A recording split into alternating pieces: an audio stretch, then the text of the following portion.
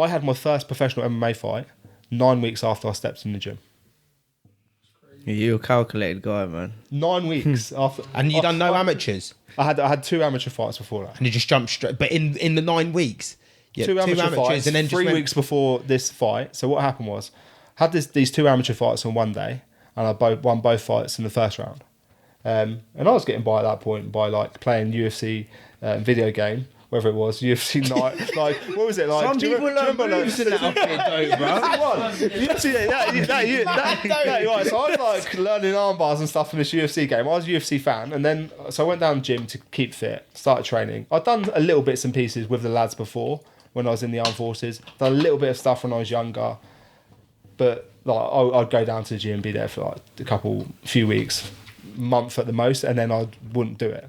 But I obviously had a lot of fights when I was a kid. You know, I grew up fighting. You know, that I grew up on one of the lads. We had a lot of fights when we were kids, right? I went to Cardinal Newman, which is the Catholic school in Luton. Yeah. And all the other schools didn't like us, right? Because whenever we were in our own areas. So I lived in Stopsley growing up. You'd have like Stopsley, Partridge, Ashcroft. They all try and bully you because there'd be like 5 of us and there'd be like 30 of them. So you had to learn how to fight, right? So we learned how to fight when we were younger. So we did all that. But that's just Luton stuff, right? Like It literally is Luton, though, isn't it? Everyone scraps, Luton. like young lads scrap. It's good. Like it doesn't do you any harm when you're an adult being in those. Yeah, it's character building. It's you're dealing with confrontation. You learn a lot from that stuff. Like nowadays, like people stabbing each other and stuff, like running around the streets with machetes, chopping arms off. That's ridiculous. But back in the day, people just have a fight. Yeah, but that don't make you hard, does it? Run No, around no, with it's fucking knife, embarrassing. You know what I mean? That's why you need to learn how to do an Ironman. So you can fucking run right away. You need to train how to survive. So I did this amateur fight. Had 2 fights in one day. One of them went back to training the next day or something, and then I think it was maybe a week later. Mia said to me, "There's this show in Southend." And there's a guy, there's a guy that's your weight, and I was fighting at 77 kilos at the time. The guy that's your weight, he's more experienced, but you'll beat him. I was like, sound. I was like, I'll fight anyone. I didn't really care. I wasn't that bothered about it. I just wasn't scared. Like I was scared on the day, but I just weren't I just weren't that scared of it.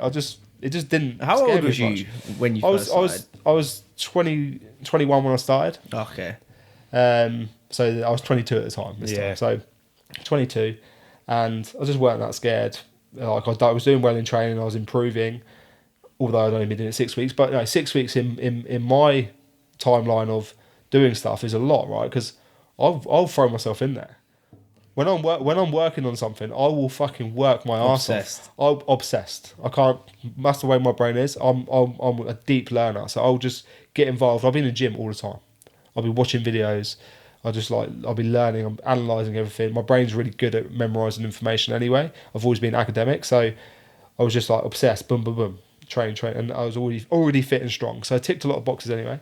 So he goes, "Do you want to take this fight?" I was like, "Yeah." And it was on this show in Southend called UWC. So I went down there.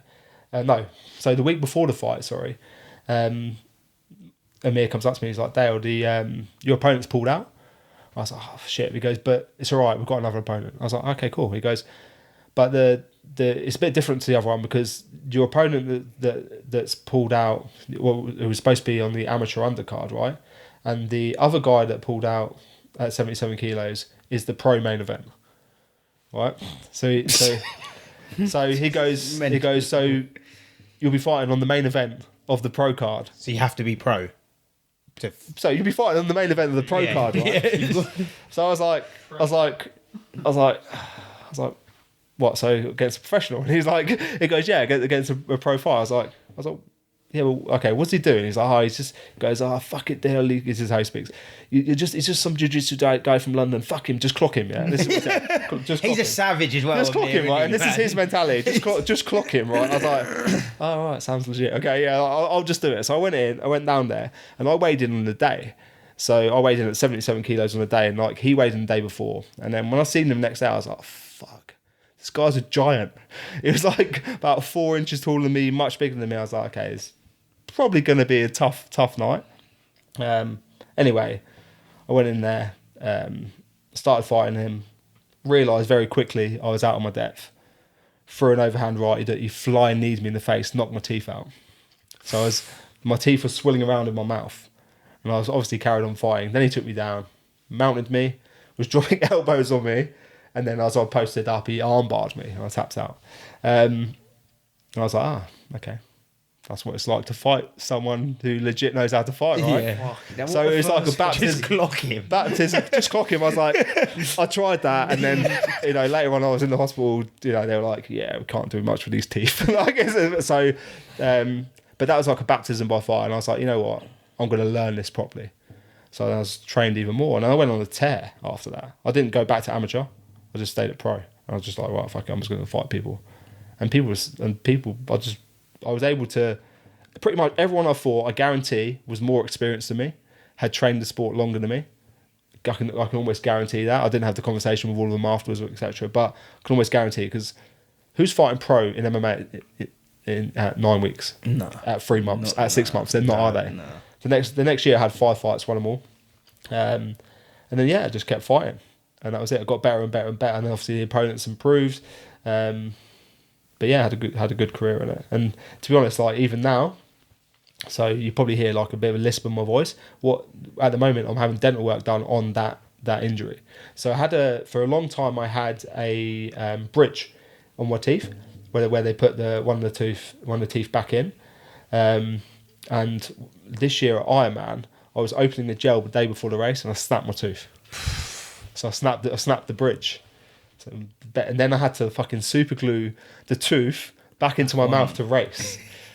Right, and it come off, like I was swimming, I knocked it, and then it twisted, and I was racing with a twisted tooth, right? And I was like, I bet it was just I was like, this gonna fall out because it was like in my mouth, and at the moment I've got a temporary. Oh, okay, so it's temporary. I'm waiting to have a tooth put in, a proper one put in. So there you go. So that's that's from the first injury. That was from that injury. That was in, and the guy. Oh yeah, I didn't tell you a story about the guy. The guy that beat me was the first ever Brazilian Jiu-Jitsu black belt in the UK. He's an absolute legend in Jiu-Jitsu. His name's Jude Samuel. Pretty much, a whole host of the best black belts in the UK have trained underneath him. Yeah. And we're friends now. He's now the matchmaker for Bellator, the British matchmaker for Bellator. He's also got a gym, but really good guy. So I really did get thrown in at the deep end. But I mean, to be honest, I came out. I mean, nothing serious happened, right? Yeah. Bit of hurt my teeth. I think you've been through worse though, really.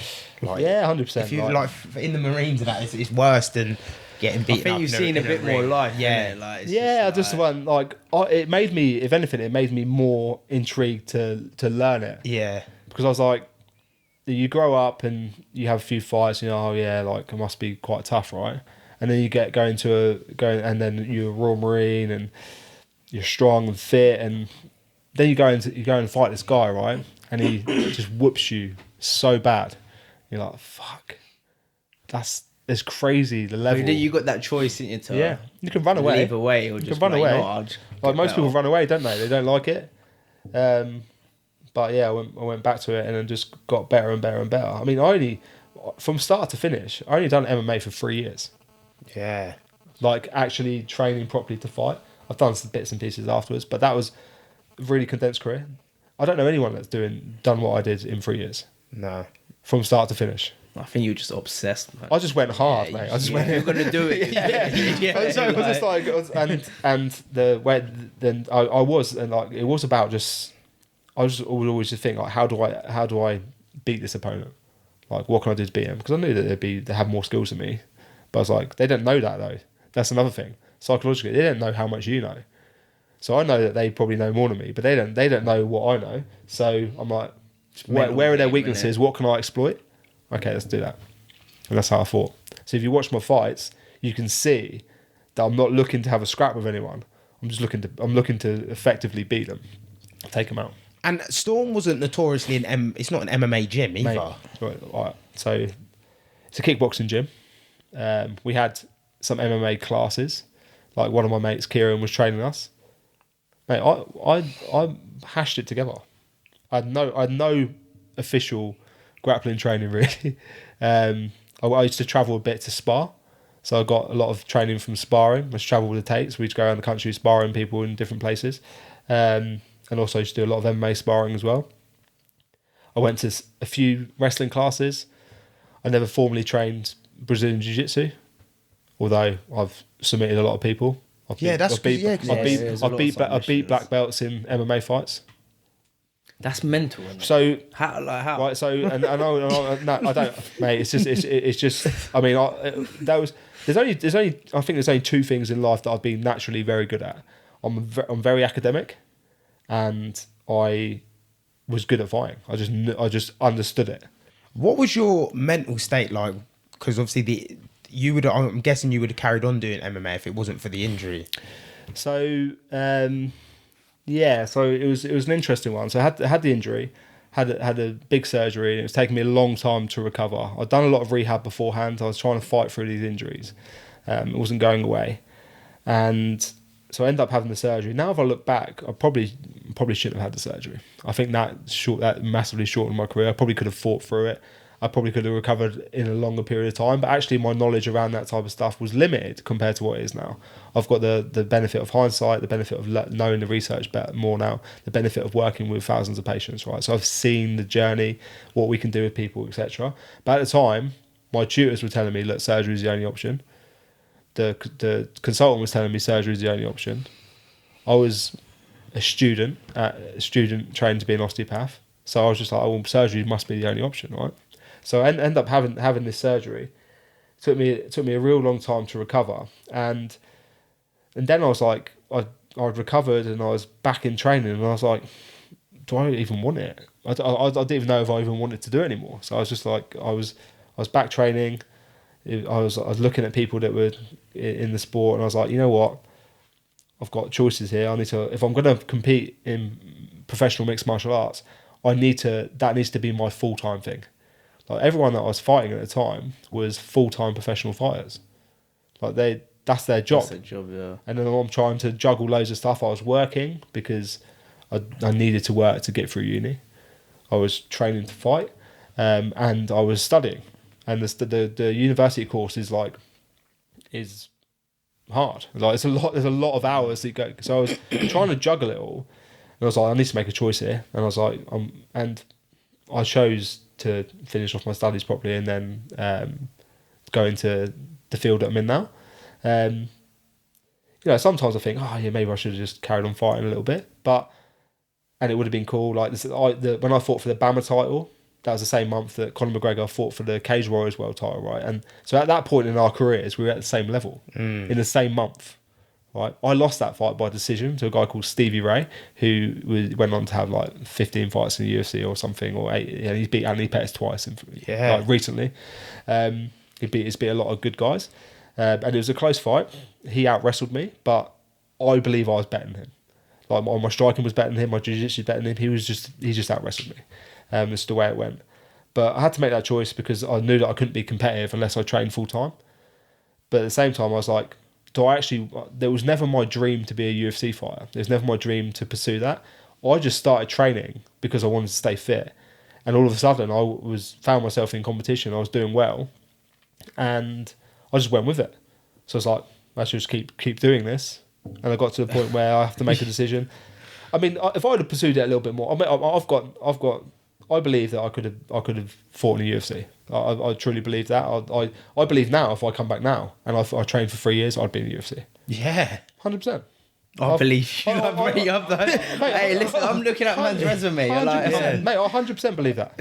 100% believe it. Like I was good at it. I was talented at it. And even with limited training, even with limited training partners, even with limited coaching, I could do that sport. But at the time, there wasn't the career options weren't there really in mixed martial arts. It wasn't really hard to see a vision, wasn't it? There was that, yeah, and it wasn't my vision either. Yeah. I was just doing it because I wanted to train, and I was enjoying the competition. But I never had that. I went to tough tryouts in 2009 maybe. No, 2009, 2012, maybe 2011. Tough Smashes. Do you remember that one where they went to Australia, the UK team, to fight against the Australians? The Ultimate Fighter. Robert Whittaker. Robert Whittaker. Yeah. Robert Whittaker and a few others, right? So I went through those tryouts, and I got all the way through, and I got all the way through to the final stage, right? I'd done all the interviews and stuff like that, done all my medicals, and I was number 6 on the list. 4 people went. 1 person went as a reserve, and I was number 6. So I didn't get to go. But then I fought on Cage Warriors a week later and knocked out this guy who was due to sign for the UFC. So if he would have beat me, he would have been in the UFC, right? Yeah. So, but I remember being at tough tryouts, and I was looking at the lads around me, and I was like, I'm here by the fact that I'm good at this and I've worked hard, but these people actually want it more than me. Like I knew that they wanted. So there was a couple of lads from up north, and what they'd done is they'd broken into a school and stayed on a school in the school hall overnight because they couldn't afford to pay for a hotel. Yeah, right? Oh, that's mad. Right, that's to come down to the tryouts, and they've done very, very well in the grappling part of it, but there's a political side to this stuff, right? Face don't fit. They didn't get picked, and I was like thinking, fuck, that's harsh, but that's life. But I remember talking to them about that, and they're telling me they slept on this school floor, and I was like, they want this more than me. Do you think I weren't sleeping on school floors? Yeah. I weren't sleeping on school floors. Do you think? And I was like,